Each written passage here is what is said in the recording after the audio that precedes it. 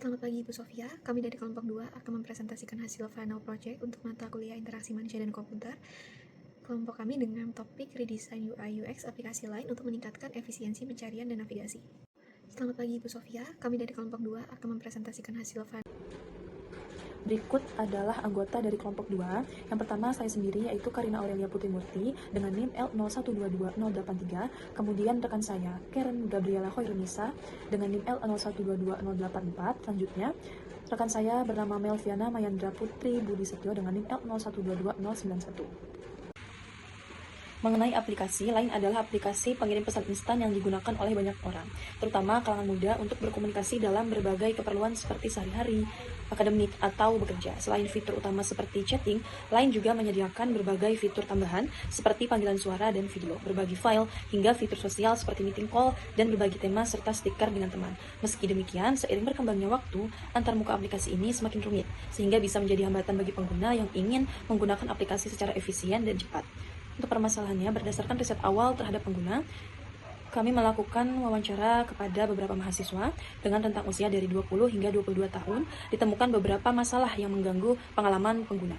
Yang pertama, fitur pencarian tidak efektif sehingga pengguna merasa sulit menemukan sesuatu dengan cepat. Lalu yang kedua, antarmuka aplikasi terlalu ramai, terutama di halaman utama aplikasi yaitu home, yang dipenuhi dengan elemen tidak penting seperti iklan dan informasi update profile. Selanjutnya yang ketiga, menu aplikasi sudah diakses karena tata letaknya tidak intuitif, sehingga pengguna membutuhkan navigasi yang lebih sederhana.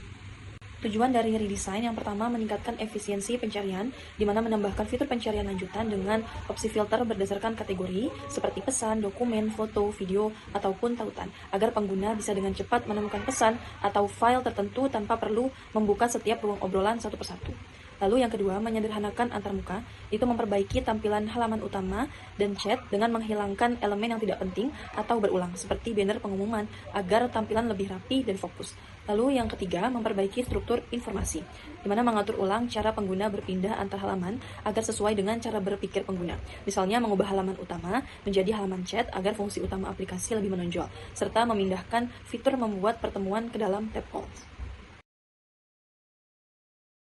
Pada sitemap, di mana aplikasi lain mewakili keseluruhan sistem aplikasi. Pada tahap ini, pengguna dianggap sudah berhasil membuka dan masuk ke dalam aplikasi sehingga bisa mengakses semua fitur utama yang tersedia.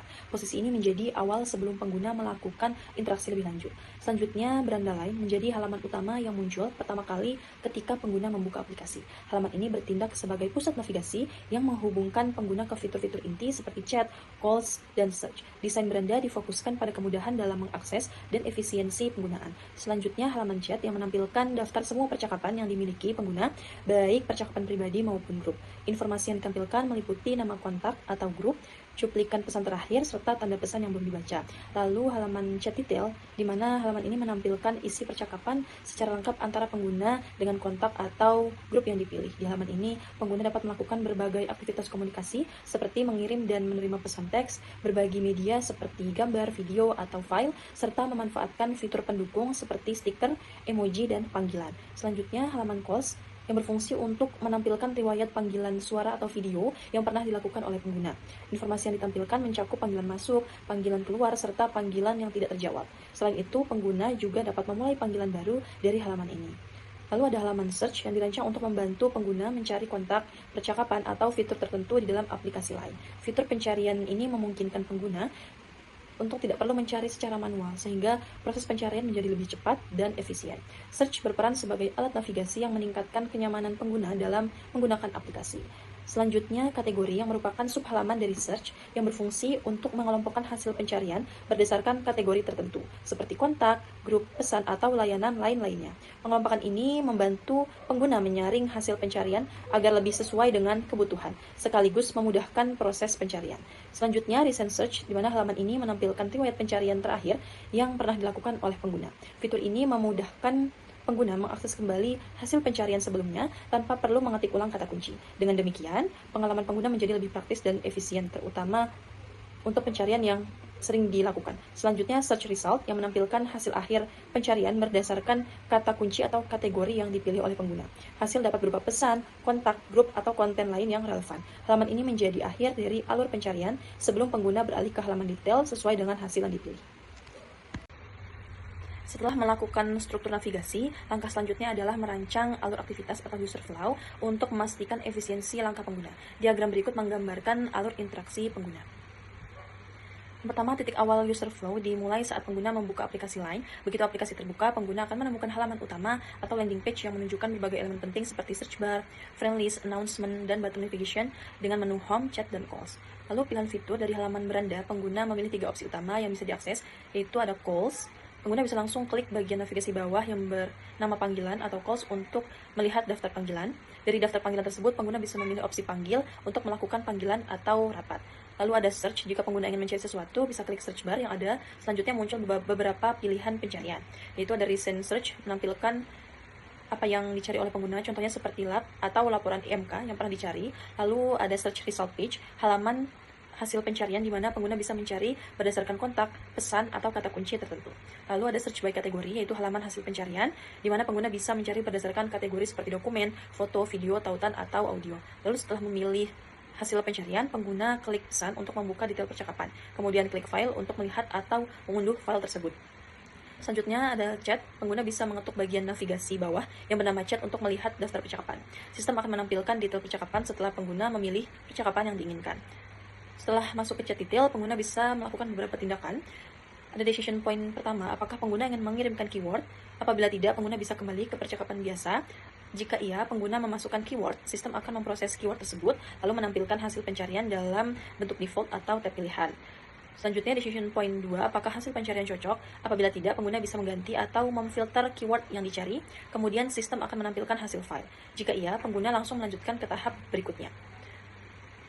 Pada proses file handling, setelah menemukan file yang sesuai, user mengklik media untuk melihat tampilan awal file, lalu sistem menampilkan tampilan wawancara, user mengklik more untuk melihat opsi tambahan, lalu sistem menampilkan tautan. Pengguna bisa melakukan beberapa tindakan.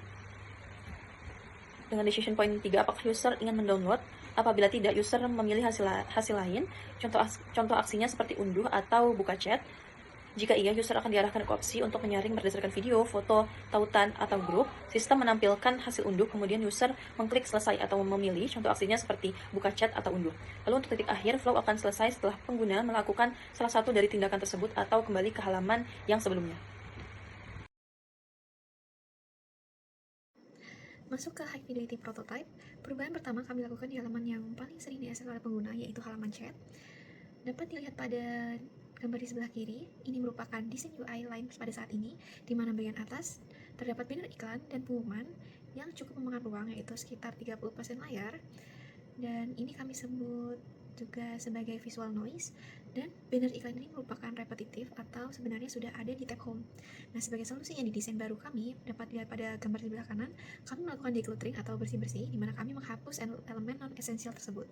Nah, sehingga hasilnya tampilan menjadi jauh lebih clean, di mana pengguna bisa melihat lebih banyak daftar obrolan dalam sekali pandang tanpa distraksi. Baik, untuk selanjutnya adalah fitur unggulan kami, yaitu Advanced Search Bar. Seperti yang telah diketahui, masalah terbesar dari pengguna yang telah kami wawancarai adalah sulit mencari file atau pesan yang telah tertimbun oleh pesan-pesan yang lain. Sebagai solusinya, kami menambahkan kategori chips atau filter kategori seperti pesan, dokumen, fotos, links, dan lain-lain tepat di bawah kolom pencarian setelah kolom search bar diklik. Bisa dilihat pada gambar di sebelah kanan, saat filter dokumen diklik, maka warnanya akan berubah menjadi hijau. Ini adalah feedback visual agar pengguna sadar bahwa filter sedang aktif. Sehingga sekarang mencari file PDF tidak perlu lagi scroll chat satu persatu, tapi bisa langsung terfilter secara global. Terakhir, di bagian High Fidelity, kami melakukan perombakan pada arsitektur informasi dan navigasi, di mana ada 2 perubahan strategis di sini. Yang pertama yaitu New Landing Page Strategi, di mana sebelumnya saat aplikasi dibuka, pengguna akan masuk ke tab Home, yang dimana isinya berupa profile, kontak, dan juga timeline. Lalu sekarang kami mengubahnya agar aplikasi langsung terbuka di tab Chat. Berdasarkan wawancara yang telah kami lakukan, tujuan utama user membuka Line adalah untuk membalas pesan, sehingga dengan menjadikan chat sebagai halaman utama, kami memangkas satu langkah navigasi, di mana user bisa langsung komunikasi begitu aplikasi terbuka. Yang kedua yaitu Call and Meeting Reorganization. Permasalahan ini ada pada fitur Create Meeting yang sebelumnya ada di halaman chat, atau tepatnya pada bagian Create Chat, dan hal ini sering membingungkan bagi pengguna. Sehingga sebagai solusinya, kami memindahkan fitur Create Meeting ke tab Calls, sehingga hal ini dapat memperbaiki mental model pengguna, yang dimana apabila user ingin menelpon, mereka secara intuitif akan mencarinya di tab Calls, bukan di bagian tab Chat. Baik, untuk selanjutnya saya izin untuk mendemonstrasikan high fidelity prototype design kelompok kami. Nah, dapat dilihat di sini adalah ketika aplikasi lain dibuka, maka yang muncul pertama yaitu adalah tab chat. Di sini ada detail chat, lalu di sebelah kanan dapat dilihat ada create chat yang ada di tengah sini. Lalu di sebelah kiri navigation di area bawah terdapat tab home. Di sini ada profile, announcement, dan juga di sini ada kontak. Nah, di sini di sebelah kanan ada tab cost. Di sini dapat dilihat ada fitur create meeting yang merupakan fitur yang kami pindah dari fitur create chat yang ada di sebelah sini, di sebelah kanan atas pada tab chat. Baik, selanjutnya masuk ke fitur advanced search bar. Di sini apabila kita klik kolom search di sini, maka akan muncul kategori shapes ya, seperti yang sudah dijelaskan. Di sini terdapat dokumen, fotos, videos, links, and audio. Di sini juga ada terdapat history akan keyword yang telah atau pernah dicari. Nah, di sini apabila kita masukkan 3 karakter huruf seperti lab, maka akan muncul pesan ataupun file yang memiliki 3 karakter nama tersebut. Nah, dapat dilihat di sini. Lalu apabila kita ingin mencari dokumen, dapat diklik dokumen. Maka di sini ada feedback visual, di mana apabila kita klik maka akan terdapat warna hijau di sini supaya user tahu bahwa yang akan dimunculkan hanya merupakan file dokumen saja. Nah, di sini dapat dilihat ada 2 chat atau 2 file yang ditunjukkan. Nah, apabila kita mencari dengan mungkin keyword yang lebih jelas atau lebih panjang, maka akan muncul detail dengan nama file yang sesuai kita cari. Seperti di sini kita cari laporan IMK, maka akan keluar laporan IMK PDF. Untuk mengukur keberhasilan desain, kami melakukan user evaluation menggunakan metode System Usability Scale atau SUS. Dapat dilihat di sebelah kiri, ini adalah gambar contoh data asli yang kami kumpulkan dari responden 1, yaitu Vania, di mana dapat dilihat bagaimana responden mengisi 10 indikator penilaian, mulai dari kemudahan penggunaan hingga integrasi fitur. Dari data responden Vania, didapatkan skor individu sebesar 75. Nah, setelah kami gabungkan dengan 4 responden lainnya, diperoleh skor rata-rata sebesar 76,5, di mana angka ini masuk dalam kategori grade B atau good, yang artinya secara statistik, desain baru kami terbukti layak atau acceptable dan sukses meningkatkan usability aplikasi lain.